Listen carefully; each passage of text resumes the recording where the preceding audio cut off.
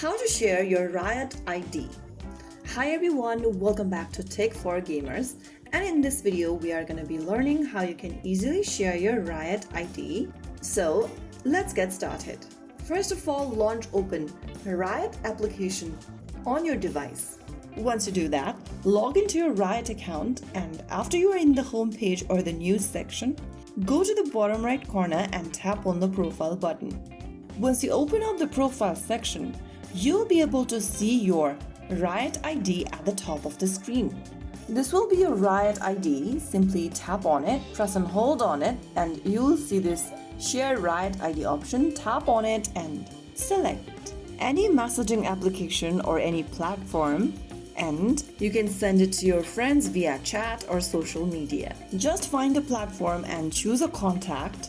I'm just going to tap on one of these options over here. Now select a contact you want to share it with and tap send right next to their name.